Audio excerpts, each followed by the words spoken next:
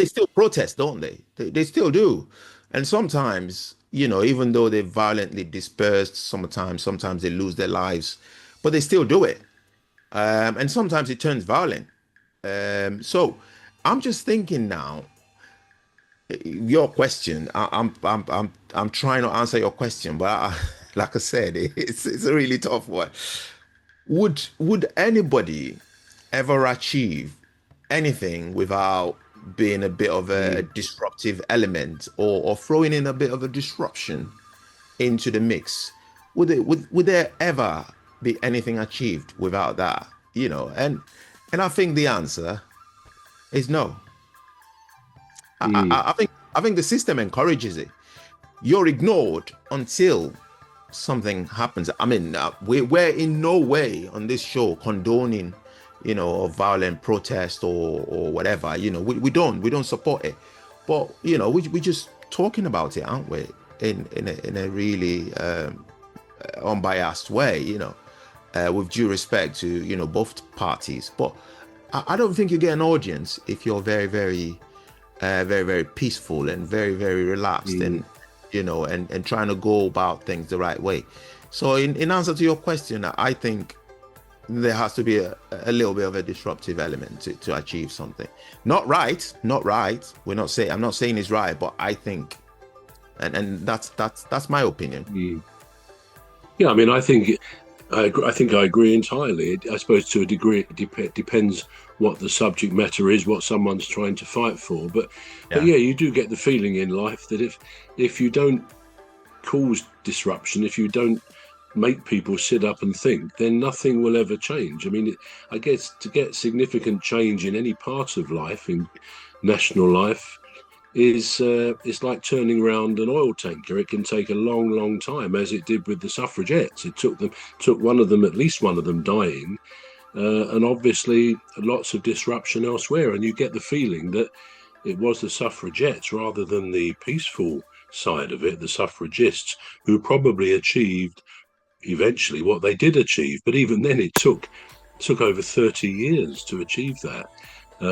Yeah, so it depends, I guess, what the subject matter is. And as life goes on, and we look at, it's no wonder why, femininity, the feminism movement came about, because women were so clearly disadvantaged for many hundreds of years. And some would say, in some ways, maybe still are. I think probably great strides have been made towards equality. But if we just look at women's football as a case in point, and I mean, you and I, we often talk about women's football on our other podcast and on Yeah. this one, because we like it. We think it's a good spectacle, good to watch.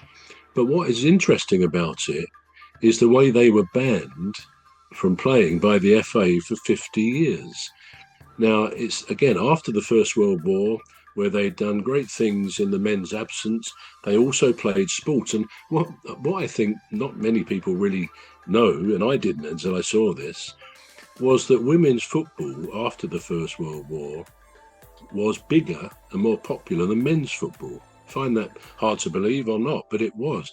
And in fact, there was a women's match in 1920 or 21 between somebody called Dick Kerr's Ladies FC against St Helens FC, and they had the spectators numbered 53,000, which was the highest group number of spectators attending any event ever since their records had began. Now that was a women's football match.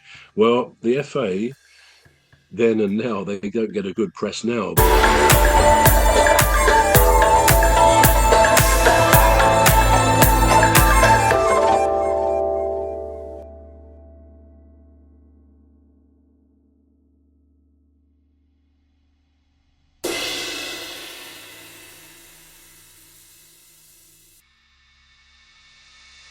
Women's football match. Well, the FA then and now, they don't get a good press now, but this was not, they couldn't handle this, and they issued a statement which said the game of football is wholly unsuitable to be played by females and ought not to be encouraged. And with that, following this massive crowd that had watched them and they loved women's football generally in those times, they banned women from having football clubs, from playing football in 1921. Now, that actually was finally lifted in 1971, 50 years later. And that's what, 54 years ago. So they were not allowed to play football because of the FA, the powers that be there, decided that women, it's not suitable for them to play. So again, you can see how pressure has built up for women's rights, and nowadays, I guess we could say a lot of it has been achieved. I mean, gender roles in relationships, they're more fluid, aren't they? Sometimes a man might stay at home and bring up kids and the woman goes out to work or whatever, and rightly so, whichever way around they choose to do it. But I suspect that many women would still feel that the gender roles are still a bit stacked in men's favour, just the way it can be perceived. So there's still some way to go.